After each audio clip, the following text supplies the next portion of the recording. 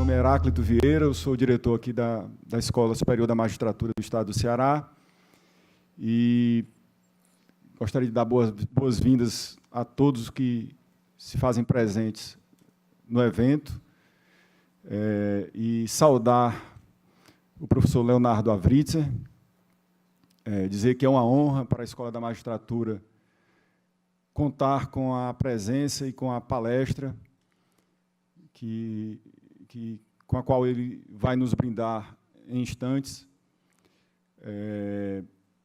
A Escola da Magistratura tem como finalidade precípua contribuir com a formação e aperfeiçoamento dos magistrados do Estado do Ceará, mas, para que isso ocorra da melhor forma, há uma tentativa de diálogo constante e participação das demais categorias que compõem o Poder Judiciário e da sociedade como um todo. Creio que seja de sabência geral que o Poder Judiciário, historicamente, é um poder hermético, fechado. Essa é a visão que as pessoas têm do poder, e não sem razão, mas eu creio que, para que haja um crescimento, um aperfeiçoamento, um aprimoramento do poder, há uma necessidade de estarmos abertos ao diálogo, às críticas, e que só dessa forma há a possibilidade de que o Poder Judiciário se legitime e cumpra sua função, sua atividade fim da melhor maneira possível. Então, imbuídos deste espírito, nós da escola, em parceria e a partir de uma iniciativa do mestrado de Políticas Públicas da Universidade Estadual do Ceará, estamos empreendendo, fizemos o convite, o professor Horácio fez o convite, e nós aquecemos com a participação através do evento ser realizado aqui nas dependências da SMEC. Então, esperamos que, com isso, estejamos contribuindo para esse debate, para essa comunicação, e friso, mais uma vez, que é com muita satisfação e muita honra que recebemos o professor Leonardo para nos brindar com suas sábias palavras. Passo a palavra ao professor Horácio para apresentar o palestrante.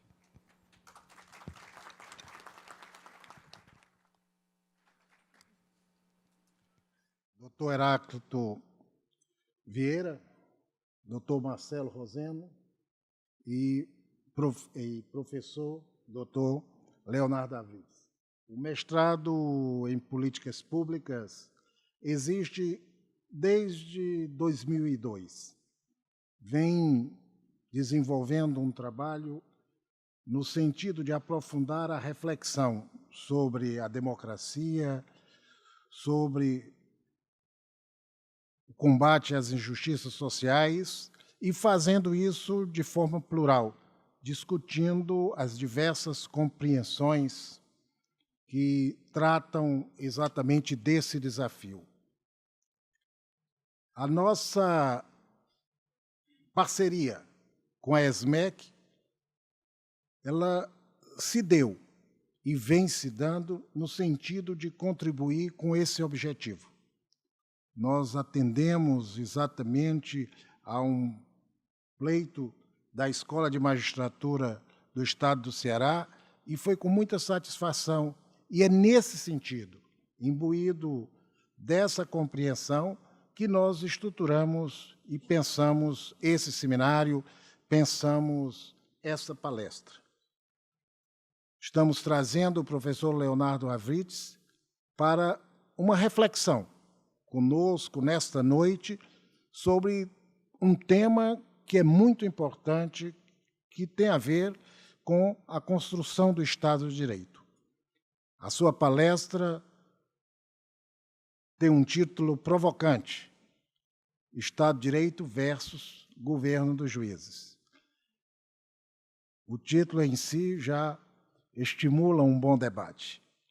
Também veio para lançar um seu livro que, de forma clara, objetiva, discute a questão nacional, que é impasses da democracia brasileira. E o nosso palestrante, professor Dr. Leonardo Avritzer, é um nome nacional, internacional, na discussão de conceitos que são fundamentais para pensarmos o Brasil de hoje. Para discutir a democracia, para discutir a questão da legitimidade, para discutir a nossa especificidade brasileira em termos do que foi posto na Constituição de 1988, né, como o presidencialismo de coalizão e as implicações de como trabalhar isso com relação ao movimento social.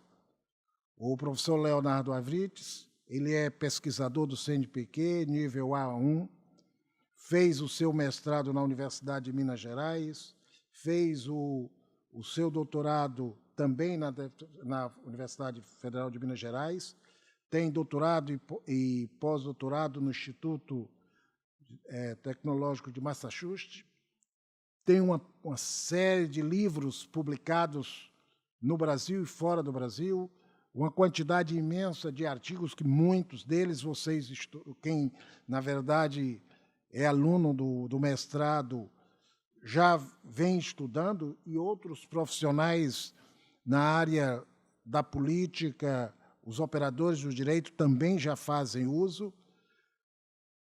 É também ganhador do Prêmio Nacional da Ampoques, Prêmio Internacional de Livros Publicados. Então, eu acredito que hoje, nessa noite, nós iremos ter um bom debate, uma boa palestra, não é, sobre essa temática. Isso nos honra e temos a agradecer a presença de todos vocês que estão aqui, temos a agradecer à ESMEC, que tem se constituído uma grande parceira na reflexão dessa temática e de enfrentarmos esse desafio, que é um desafio da própria cidadania.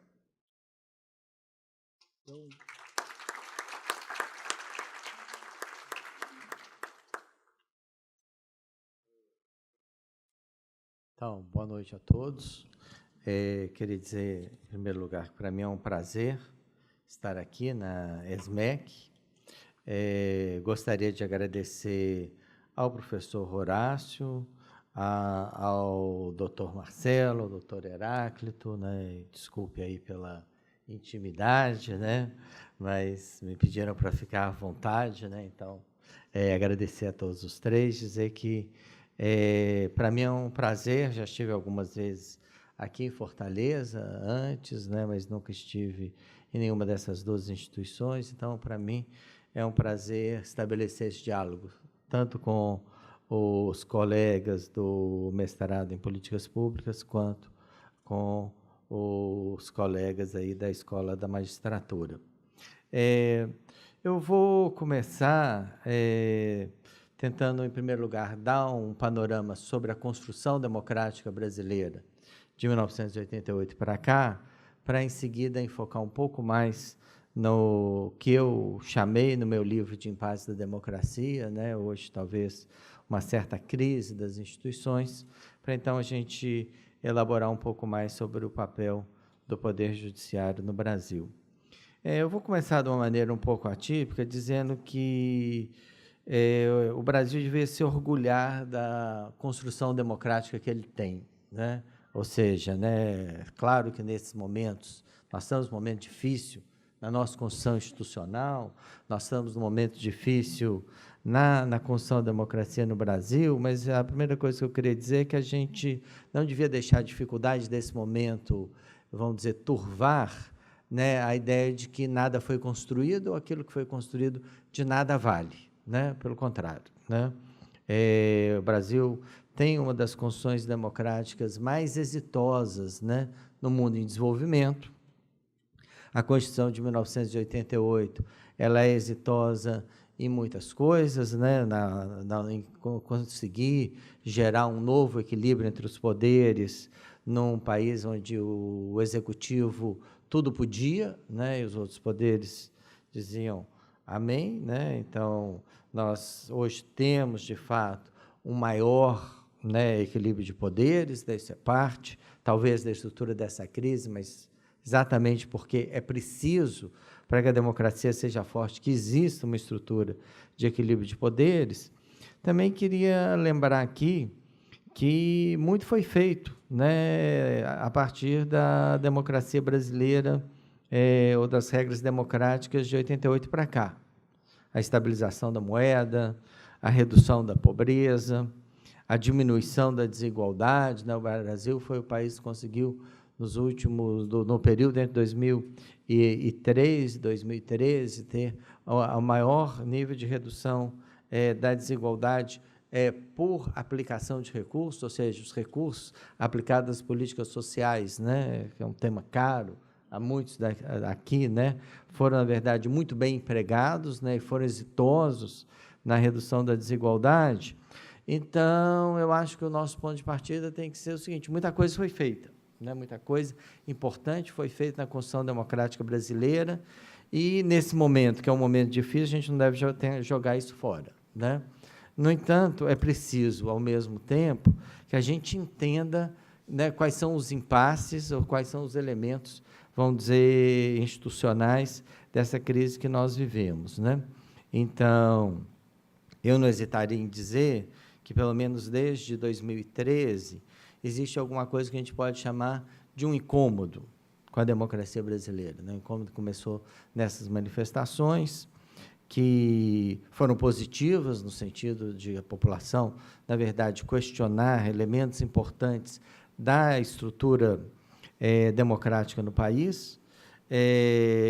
E uma das coisas que foi questionada ali foi exatamente a qualidade do nosso sistema político, né? Eu vou tentar falar um pouco sobre isso mais adiante, mas a ideia de que um sistema político que gera governabilidade, ele gera governabilidade a um custo tão alto, foi questionado pelos manifestantes de 2013, né? Ou seja, a maneira como se faz coalizão no Brasil, a maneira como o Congresso Nacional funciona, a maneira como o sistema político questiona, todos esses foram temas importantes em 2013, né? Então, desde então, nós começamos com alguma coisa que podia ser chamada de um incômodo. Eu acho que do incômodo nós passamos por um certo impasse. Foi quando eu escrevi o meu livro, a partir do final de 2014, dei o título de Impasse da Democracia no Brasil, e muitas pessoas me perguntam, mas por que impasse, não crise? Eu falei, bom, porque eu ainda não tinha visto tudo, né? Então, assim, à medida, né, que a gente foi vendo esse grande enfrentamento entre Congresso Nacional e Executivo, ou entre Câmara dos Deputados e Executivo, ou entre Eduardo Cunha e Dilma Rousseff, na verdade, a gente percebe que existem problemas com as instituições brasileiras, e vale a pena a gente pensar um pouco quais são esses problemas, para, em seguida, pensar a questão do judiciário, né? Então, eu vou falar aqui, mais rapidamente, da crise do presidencialismo de coalizão, para, em seguida, a gente pensar um pouco o problema do equilíbrio de poderes, e, a partir daí, eu vou entrar na questão do poder judiciário, né? Crise brasileira é uma crise centrada no Congresso Nacional, né? Eu acho que não existe outra maneira de pensá-la, né?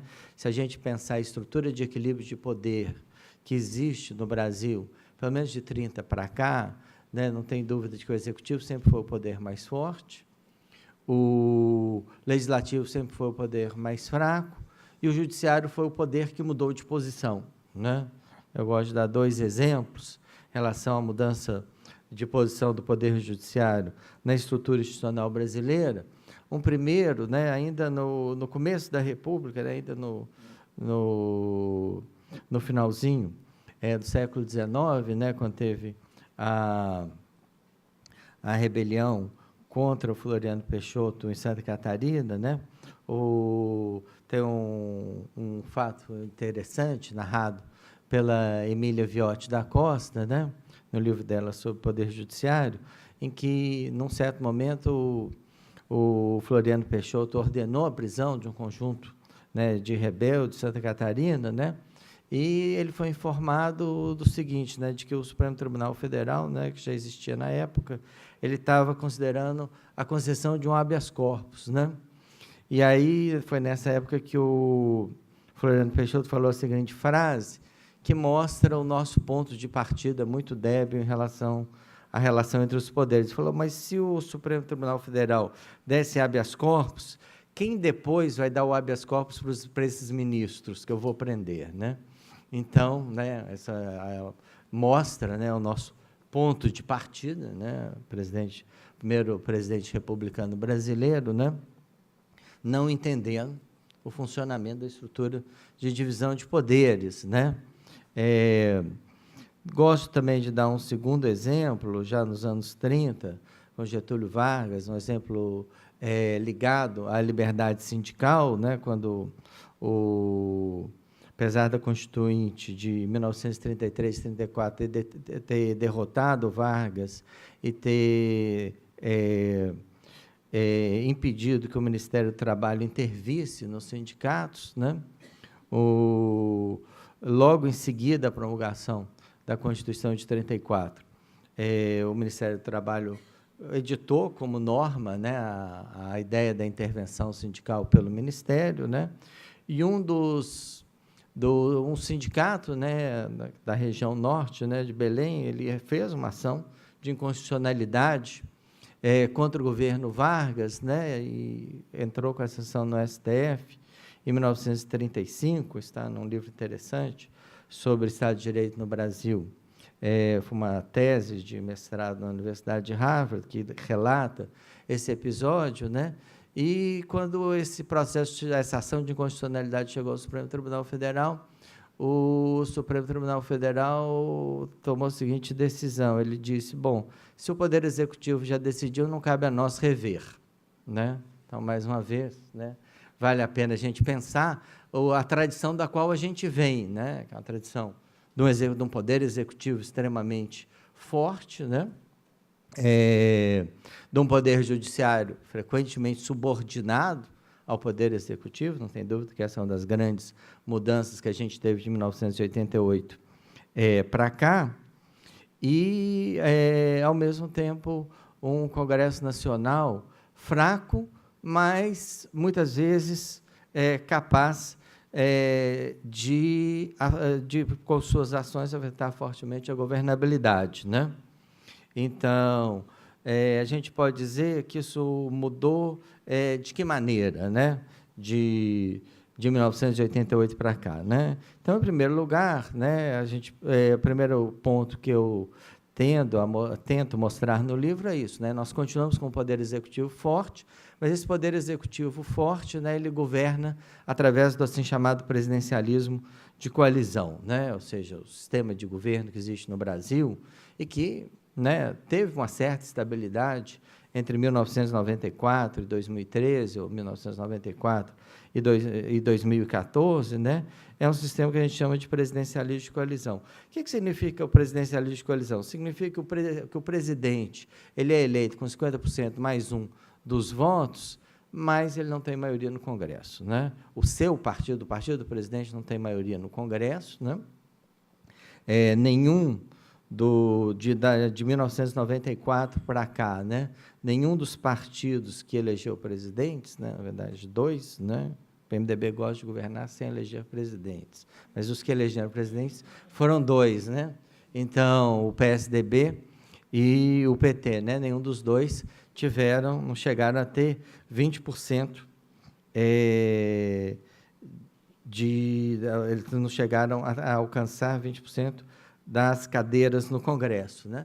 Então, é necessário fazer essa coalizão, mas essa coalizão, ela, na verdade, tem um custo, ela tem um custo muito alto, né? Não é possível governar o Brasil sem fazer coalizões, mas fazer coalizões tem um custo alto, né? Alguns cientistas políticos, especialmente o professor Fernando Limonte, o professor Argelino Figueiredo, um da Universidade de São Paulo e outro do IESP, né, no Rio de Janeiro, né, eles tendem a dizer o seguinte, não tem nada de errado com o presidencialismo de coalizão, né? Ou seja, o presidente do Brasil, se ele ceder às demandas que o Congresso Nacional faz a ele consegue, vamos dizer, construir maioria, né? E é interessante que, se a gente olhar Fernando Henrique Cardoso 1 e 2, né, o primeiro e o segundo mandato, Lula 1 e 2, ou a primeira parte do governo da presidente Dilma, no seu primeiro mandato, o Executivo, no Brasil, tende a aprovar quase o mesmo tanto de iniciativas de lei que o primeiro-ministro da Inglaterra aprova, né, na faixa aí de 90% das iniciativas de lei do Executivo são aprovadas. E aí, muitas pessoas, esses dois cientistas por isso, dizem o seguinte: então, se é isso, por que, na verdade, o presidencialismo de coalizão não gera governabilidade, né? E a resposta que eu dou no livro é: ele não gera governabilidade porque o custo da coalizão é alto demais para o Estado brasileiro, né? Esse que é o argumento que eu tento fazer, né, que é, na medida em que, para aprovar as suas iniciativas de lei, o Poder Executivo tem que nomear ministros que não necessariamente estão de acordo com o programa de governo. Ele tem que nomear ministros frequentemente no que a gente chama de um sistema de porteira fechada, no qual uma boa parte do Ministério está, na verdade, atuando não no sentido de melhorar as políticas daquele ministério em particular, né, mas sim no sentido de melhorar as condições ou a eleitorabilidade ou o próprio financiamento da campanha daquelas pessoas ou daquele partido que ocupa o ministério. Nós, na verdade, temos um problema aqui, né? Eu acho que esse problema está na origem, esse problema eu acho que apareceu em 2013, ele está na origem da crise brasileira, e a ideia é, vamos dizer, a forma como se faz coalizão política para se governar no Brasil, né, tem um custo muito alto para o Estado brasileiro. O custo é, a gente sabe, a corrupção, o custo é a ineficiência, né, o custo é, frequentemente, a gente não ter acesso à infraestrutura que a gente poderia ter, ou urbana, entre outros custos, né? Então, esse é o meu primeiro problema aqui, né? O meu primeiro problema, o problema do qual eu parto no livro, que eu acho que é fundamental para a gente entender a institucionalidade política brasileira, a divisão de poderes, é, na verdade, esse, né? Ou seja, um executivo que é forte faz coalizões que o tornam, extremamente vulnerável ao Congresso nacional, mas tornam principalmente o Estado brasileiro extremamente vulnerável ao Congresso Nacional. E aí eu vou dizer que eu não gosto da maneira como esse conflito entre o Executivo e o Legislativo foi resolvido, porque ele foi resolvido com a Câmara dos Deputados ocupando completamente o Poder Executivo, e que a gente vai ver é mais do mesmo ou uma piora da própria qualidade da governança nos próximos anos, né? Então, esse é o meu primeiro problema, né? A gente tem, na estrutura que a Constituição de 1988 criou, nós temos um problema em relação à eficiência do Estado, né? Ou seja, o Estado brasileiro cresceu, o Estado brasileiro é muito mais amplo do que o que existia em 1988, ele atua num conjunto muito maior de áreas, ele então cresceu a participação do próprio Estado brasileiro no PIB, mas cresceu sem eficiência, cresceu com pouca legitimidade, e isso, na verdade, está mais do que escancarado nesse momento. O segundo problema, eu vou deixar esse problema aqui de lado, vamos tentar entrar, então, mais amplamente no nosso ponto aqui, né? Certamente, a Constituição de 1988, ela acertou muito, na minha opinião, na maneira como ela criou uma série de institutos, né, para ampliar o papel do Poder Judiciário, né? Penso aqui nos artigos 103 e 104, né? Então, a Constituição ela ampliou o rol de legitimados a propor a ação direta de inconstitucionalidade, né? Então, quem propunha essa ação direta de constitucionalidade, ela existia, né, antes de 88, mas quem propunha era o Procurador-Geral da República, e o Procurador-Geral da República propunha só naqueles nomeados diretamente pelo Poder Executivo. Ele, na verdade, arguía constitucionalidade quando ela não interessava o Poder Executivo, né? Um modelo muito próximo do modelo francês, né? Feito pelo De Gaulle em 1958, né? que era também assim, para que existe a inconstitucionalidade? Existe para eu impedir o poder, especialmente o Congresso Nacional ou os outros poderes, de fazerem legislações que não interessam ao Executivo. Quem arguía a inconstitucionalidade até 1988 no Brasil era o Poder Executivo, né? Então, a ampliação do rol de legitimados para arguir a inconstitucionalidade foi extremamente importante para a democratização da relação entre o judiciário e a cidadania, mas também para estabelecer, vamos dizer, um novo papel na divisão para o Poder Judiciário, na própria divisão de poderes, né? Vale a pena aqui pensar também que a Constituição deu ao Brasil, a Constituição de 1988 deu ao Brasil um poder judiciário extremamente forte, né? Porque se a gente pensar especialmente o STF, né? O STF ele é corte constitucional, ele é corte revisora, né? E ele é fórum especial de julgamento dos crimes cometidos por membros do sistema político, aí pensando o presidente, os ministros, os senadores e os deputados, né? Então, o STF no Brasil ele é muito mais forte do que a Suprema Corte dos Estados Unidos, que é uma corte, praticamente é uma corte constitucional, né? Com alguns pequenos papéis de corte revisora, em casos fundamentalmente constitucionais. E vale a pena aqui pensar também o papel do Ministério Público, né? Não necessariamente parte do Poder Judiciário, né?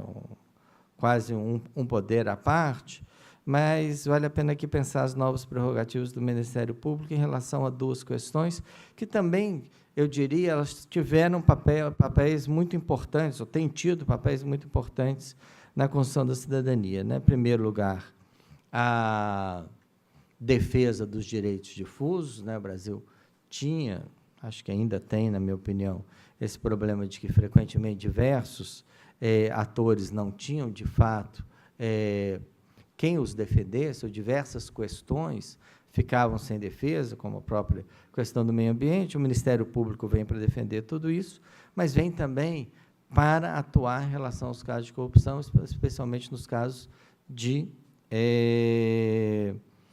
danos, vamos dizer, aos bens da União, né? Essa armação constitucional toda que, vamos dizer, a Constituição de 1988 criou, ela foi funcionando aos poucos, né? Por exemplo, até 2010 não teve nenhuma condenação de nenhum político no STF no foro especial, né? Isso foi, na verdade, a primeira condenação que existe em 2010. O próprio Ministério Público atuou muito pouco, né? Também, eu diria, pelo menos até 2004, 2005, atuou muito pouco em casos de corrupção, né? Aí vale a pena lembrar as chamadas operações integradas da Polícia Federal, né, que hoje são importantíssimas no Brasil, e vale a pena pensar o papel do ex-ministro Márcio Tomás Bastos na criação desse arranjo que hoje nós conhecemos como operações integradas da Polícia Federal, né, que tinha um número baixíssimo, né? Assim, um cientista político importante, professor da USP, o Rogério Arantes, fez um levantamento das operações integradas da Polícia Federal, né? Em 2002, por exemplo, né, último ano do governo Fernando Henrique Cardoso, a Polícia Federal fez 15 operações integradas, né? No final do primeiro mandato do governo Lula, fez quase 200, né? No final do governo Lula, chegava a 800, né? E hoje a Polícia Federal faz mais de 1.000 operações anuais, né? Então, nós estamos falando aqui de não apenas das instituições que existem, mas como os governos organizam as instituições que existem para que elas se tornem mais efetivas, né? E, nesse caso, né, o mérito, né, do ex-ministro Márcio Tomás Bastos, que percebeu, né, que a questão operações ativas da Polícia Federal no sentido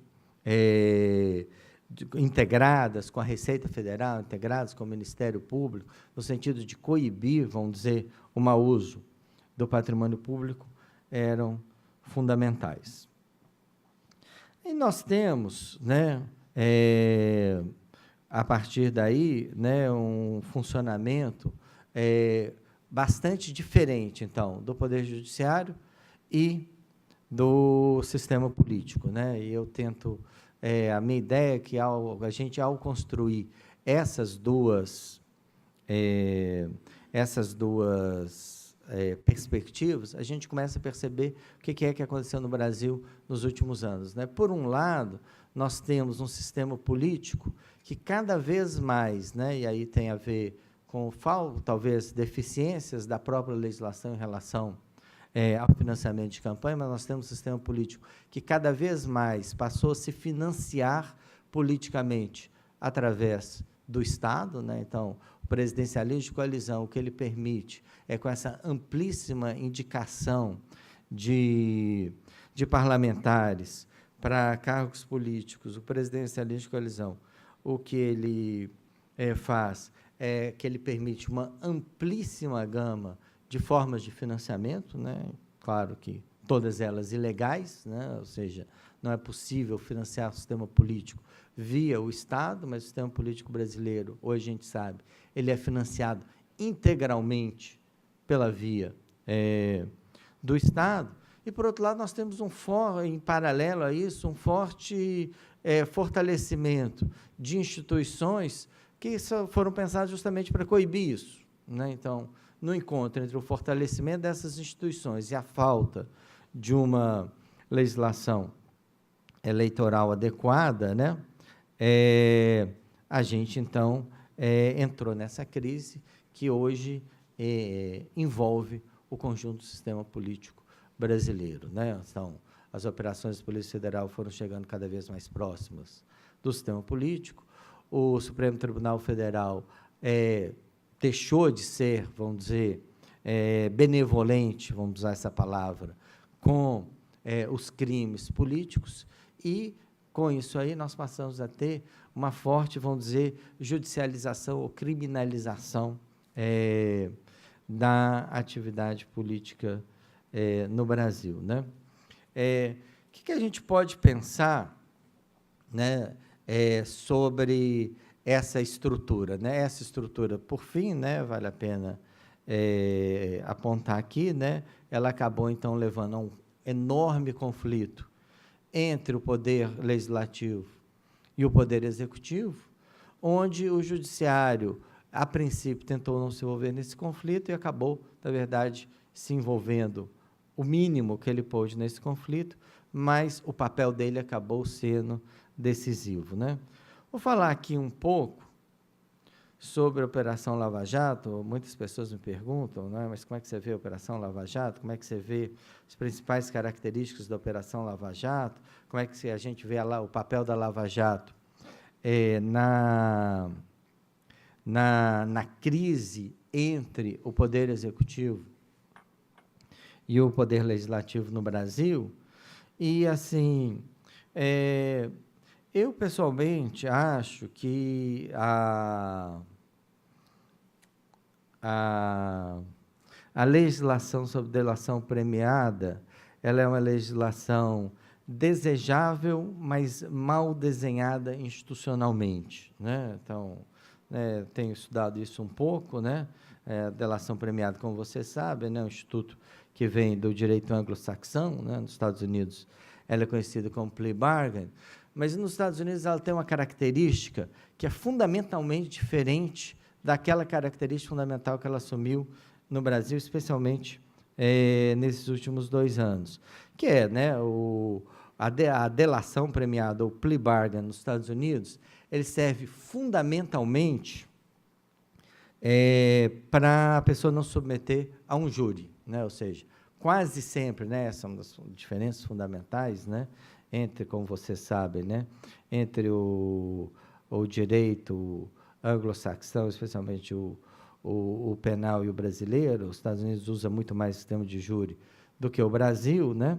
E, na verdade, quase todos os casos de delação premiada, quem estará do outro lado é um júri, né? Por que isso faz diferença, né? Eu tenho tentado escrever alguma coisa sobre isso, né? Porque quando uma pessoa enfrenta um juiz, vamos dizer, do outro lado, ou um Sérgio Moro que já diz que ele vai condenar, né?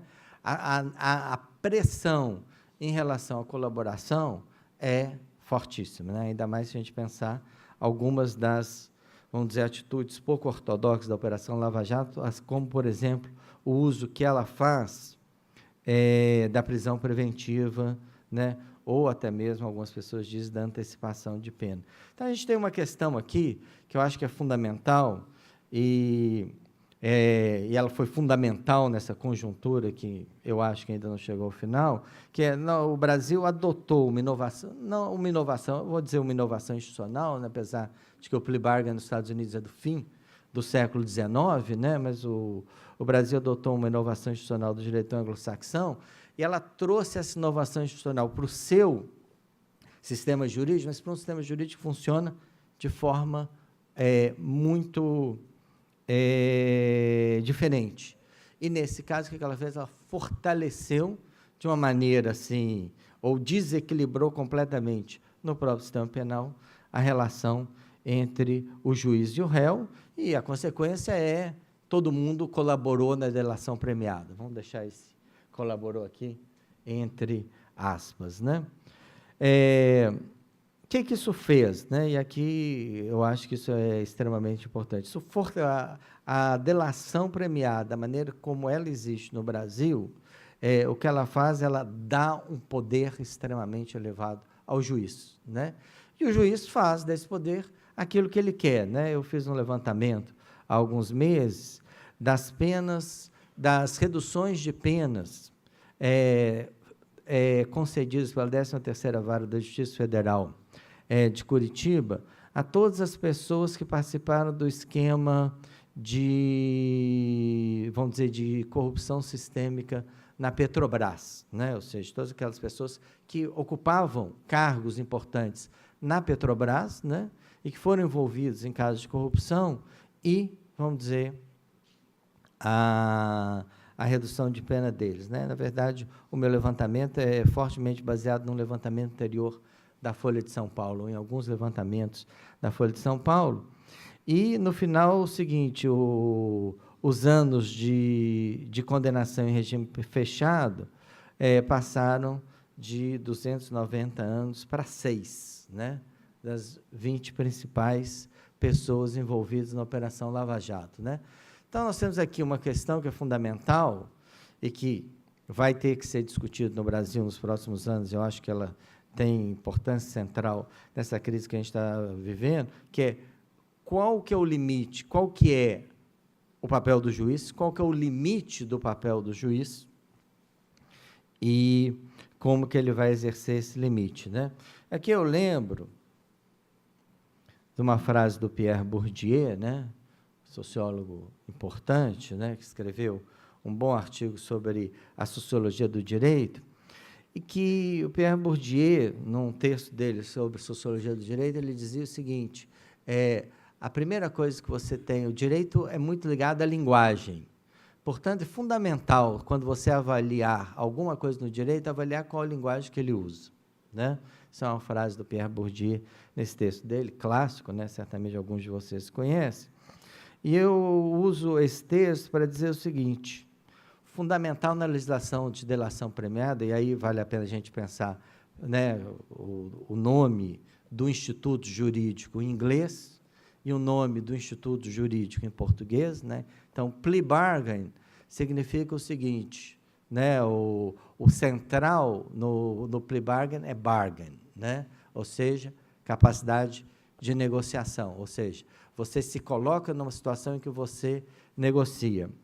E na delação premiada, né, claro que a questão fundamental é o premiado, né? E quem premia?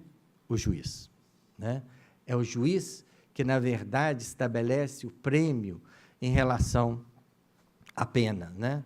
E aí eu chamo a atenção de vocês que que é exatamente isso que o juiz Sérgio Moro fez em relação às condenações das pessoas da corrupção sistêmica da Petrobras, né? Ele deu para elas, né? Acho que tem até um deles, é aqui de Fortaleza, não é, o Sérgio Machado? Né? Ele é aqui de Fortaleza, né? Parece ter uma casa muito boa aqui, na qual ele vai ficar lá com uma tornozeleira, né? Nos próximos, acho que 15 anos, alguma coisa assim. Não deixa de ser um prêmio se a gente pensar quais são os crimes que ele cometeu, né? Então, o tema, o elemento central aqui é prêmio, né? Seguindo a análise do Pierre Bourdieu. Por que isso tudo é muito importante? Isso tudo é muito importante porque, certamente, o Brasil tem um sistema político que não pode continuar funcionando como ele funcionou. Ou seja, o Brasil não pode aceitar, e eu entendo que é isso que foram as manifestações de 2013, isso que foram as manifestações, ou foi discutido em 2014, as manifestações de 2015, 2016, o Brasil não está satisfeito com o seu sistema político e não tem nenhum motivo para estar satisfeito com o seu sistema político, né? Não vou aqui mencionar nenhum partido, mas certamente o Brasil não está satisfeito com os 3 principais partidos que existem no país, né? O PT, o PSDB e o PMDB. Não está satisfeito com nenhum deles. Mas a maneira como, vamos dizer, o judiciário vai atuar em relação ao sistema político e vai premiar ou punir o sistema político tem que ser profundamente repensada para a gente chegar, vamos dizer, a uma solução adequada para essa crise, né? Então, vou fazer um último comentário sobre o STF, né? Assim, minha impressão sobre o STF é o seguinte, que ele não queria se envolver nessa crise política, né? Mas provavelmente ele não teve nenhuma alternativa a não ser se envolver nessa crise política, né? Por que ele não queria se envolver nessa crise política? Porque, bom, se a minha interpretação estiver certa, o centro dessa crise política é um conflito entre poder legislativo e poder executivo, né? Se o centro dessa crise política é esse conflito entre poder legislativo e poder executivo, o melhor que o poder judiciário faria é interferir o mínimo possível nessa crise. Mas tem duas questões que impediram o STF, né, vamos dizer, de não intervir nessa crise. E, a partir daí, ele vai, vamos dizer, se envolvendo e, na minha opinião, se politizando, né? Talvez, muito provavelmente, de forma indesejável, né? A primeira questão essa crise envolve atos ilegais por membros do sistema político, né? Essa é uma dimensão da crise que é impossível de retirar dela, né?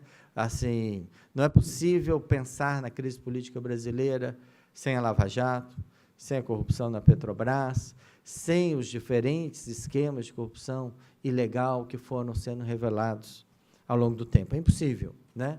Mas aí você tem um problema, né? E, mais uma vez, teríamos que pensar esse problema para falar de Lava Jato, que é uma parte das atuações em relação às ilegalidades do sistema político estão em Curitiba e a outra parte estão em Brasília, e, na verdade, essas duas partes não se articulam bem, né? Então, né, alguém ainda vai escrever um livro sobre Sérgio Moro e Teori Zavascki, né? E se a gente pensar na atuação e na concepção dos dois, né, essa atuação dos dois, ela não é completamente compatível, né? Então, a gente vê, de um lado, em Curitiba, uma coisa que muita gente acha desejável, eu acho que ela é talvez medianamente desejável, que é a ideia de que o judiciário tem que ser eficiente, né? E o judiciário eficiente é aquele que produz resultados. E os resultados que ele produz com os meios que ele é capaz de produzir, né? Vamos dizer, acho que não estou cometendo nenhuma injustiça em dizer, acho que algumas das pessoas da própria Operação Lava Jato dizem que essa é a concepção fundamental deles, né? Eficiência do judiciário é melhor do que a tradição garantista que vigiu no Brasil, pelo menos, né, de 88 até 2012, 2013, né? problema é a tradição garantista não produz eficiência, a Lava Jato produz eficiência. E ela é admirada, hein? Temos que dizer isso, ela é admirada pela cidadania, pela mídia, em parte, pela opinião pública, justamente por causa dessa característica, né? A população brasileira quer um judiciário eficiente, né? A gente vê isso, acho que eu não preciso falar isso para esse público aqui, né? Isso tem a ver com números, tem a ver com produtividade, tem a ver com uma série de diretrizes do Conselho Nacional de Justiça, né? Metas, né? Tudo isso tem a ver com o quê? Judiciário eficiente, mas a Lava Jato, ela conseguiu, assim, ela deu um passo além disso, né? Ela recupera ativos, né? De corrupção, né? Numa proporção, vamos dizer, muito superior, né, à existente anteriormente, portanto, ela foi muito além disso, né? Quando a gente chega no STF, aí, assim, é muito difícil hoje falar em STF, né? O Brasil hoje está na mesma tradição que os Estados Unidos está há muitas décadas, né? Juízes diferentes têm entendimentos diferentes da Constituição, e esses entendimentos diferentes da Constituição levam a consequências muito diferentes, né? Se a gente vê, por exemplo, semana passada o Celso Mello revogou uma prisão em segunda instância no estado de Minas Gerais, depois do STF ter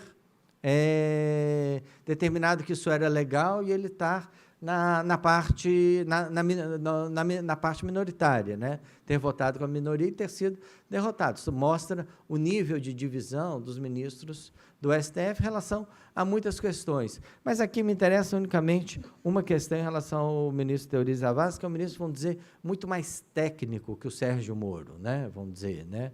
Sem nenhuma crítica aqui ao Sérgio Moro, mas o Teori é um ministro que ele tenta, em quase todas as oportunidades que ele pode, ele tenta se fundamentar de forma muito mais técnica, né, e muito mais fundamentada, seja na tradição jurídica brasileira, seja na jurisprudência, seja na Constituição, em relação às suas principais deliberações.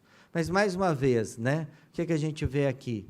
Que a tendência do Teori de preservar muito fortemente o sistema político não é a mesma tendência do Moro de tentar criminalizar o máximo que ele pode, em nome da eficiência, o mesmo sistema político, né? Portanto, nós temos aí, né, Curitiba e Brasília em rotas, na minha opinião, muito diferentes e que, na verdade, tiveram consequências muito importantes em relação a essa crise, né? Então, fica aqui, né, não vou... tenho muito mais a intenção de diagnosticar os nossos impasses do que de propor soluções, mesmo porque essas soluções são difíceis, né? Mas eu acho que hoje nós caminhamos no Brasil, nos últimos 90 ou 120 dias desse ano, numa situação em que os três poderes estão sob forte pressão, né? E todos os três poderes vivem impasses importantes e a gente não vê claramente quais são as saídas para esses impasses, né? No caso do Poder Executivo, o que nós temos, né? Nós temos um processo, pode ser, ao mesmo tempo, legal, mas com fortes traços, né, de ilegalidade também, procedimentalmente legal, mas com fortes traços de ilegalidade, da remoção da presidente e de um vice-presidente que faz uma coisa que a gente muito rarissimamente vê no presidencialismo, né? É um vice-presidente que, né, ele articula o impeachment da presidente, articula o bloco majoritário de impeachment da presidente, muda o programa de governo, né, e, inclusive, oferece, né, cargos em troca da votação do seu afastamento definitivo pelo Senado, né? Pelo Senado, né? Então, a gente olha um vice-presidente assim, você fala o seguinte: a gente não pode dizer que, né, esse funcionamento do Poder Executivo seja um funcionamento típico dessa instituição, né? Assim, só talvez seja possível recuperar a legitimidade do Poder Executivo no Brasil se nós tivermos novas eleições, e, mesmo assim, é possível que novas eleições não sejam suficientes para recuperar a credibilidade do Poder Executivo no Brasil, tal como ela foi afetada, né, nesse último ano e meio. Nós temos um Congresso que foi governado, dirigido, presidido por um indivíduo, né, sobre o qual não pairam nenhuma dúvida, né, não pairam dúvidas sobre o nível de comprometimento legal das suas práticas, né, contas no exterior, utilizando os próprios métodos do poder legislativo, como apresentação de requerimentos, pedidos de esclarecimento para, na verdade, chantagear, portanto, empresas. Portanto, o Cunha não é um corrupto normal, né, se é que existe isso, né, mas ele não é um corrupto normal, né, ele não é uma pessoa que simplesmente organiza um Caixa 2, ele é uma pessoa que usa todas as práticas do poder legislativo no seu processo de distorção e de arrecadação financeira e de desvio de recursos, né?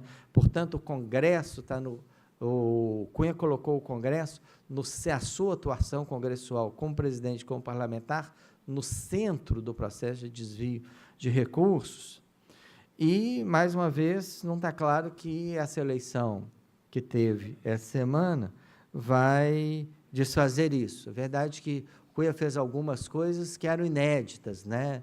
Ele votava diversas vezes propostas derrotadas, né? Como, por exemplo, financiamento privado de campanha.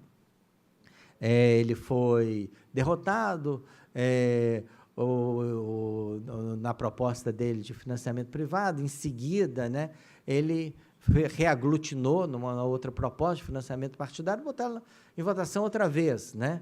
Assim como ele fez isso também em outras votações importantes, né? Redução da maioridade penal foi uma outra votação que ele fez exatamente a mesma coisa. Então, o Rodrigo Maia, né, uma pessoa que é difícil dizer se ela vai conseguir recuperar ou não a credibilidade do poder legislativo, mas uma das coisas que ele falou é o seguinte: o plenário vai ser soberano.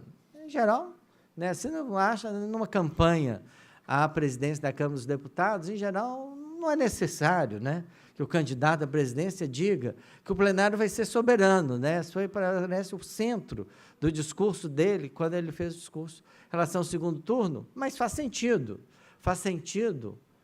pelo que Eduardo Cunha fez com o plenário, né? O plenário deixou de ser soberano, as comissões deixaram de ser soberanas.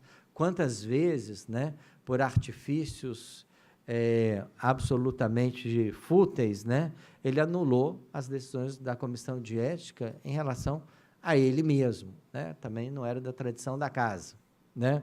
Então, mais uma vez, nós temos esse problema aqui, que é a Câmara dos Deputados ou o Congresso Nacional vai ser capaz de recuperar sua credibilidade tão fortemente, vamos dizer, abalada por esse período aí de 1 ano e meio da gestão do Eduardo Cunha, né? Também acho que essa é uma das interrogações. E a terceira são as interrogações em relação ao Poder Judiciário, né? Eu acho que ele é o poder menos desgastado nessa forte crise institucional que a gente viveu, né? O que a gente vive. Ainda assim, a própria decisão do ministro Teori em relação a Eduardo Cunha foi fortemente questionado, né? Foi fortemente questionado por 2 motivos. Claro que não existe nenhuma previsão constitucional para um poder remover o presidente do outro, né? Mas se o presidente do outro ele praticamente usa todas as práticas institucionais para se manter no poder num momento em que se percebe que ele é culpado de crimes tão graves quanto os que o Eduardo Cunha cometeu, né? Certamente ele teria que ser removido. Mas certamente também fica a pergunta por que ele não foi removido antes, já que ele foi o principal, vamos dizer, articulador do impeachment da ex-presidente, né? Então, eu não vou avançar muito mais, mas dizer que eu acho que essa é uma crise política grave, acho que essa crise não tem solução judicial, e o melhor é que o Poder Judiciário não tente solucioná-lo, porque provavelmente, se o Poder Judiciário tentar solucionar essa crise, o que ele vai acontecer é que ele vai ser tragado para o centro dela, porque essa crise é uma crise do sistema político, é uma crise da organização do sistema político. E falei pouco, mas acho extremamente importante que um sistema mais forte de garantias individuais seja restaurado no Brasil, especialmente as garantias em relação ao direito de defesa, que também acabaram em muitos casos, a gente pode discuti-los aqui ao longo da noite, acabaram fortemente relativizados pela Lava Jato e pela Procuradoria-Geral da República. Obrigado.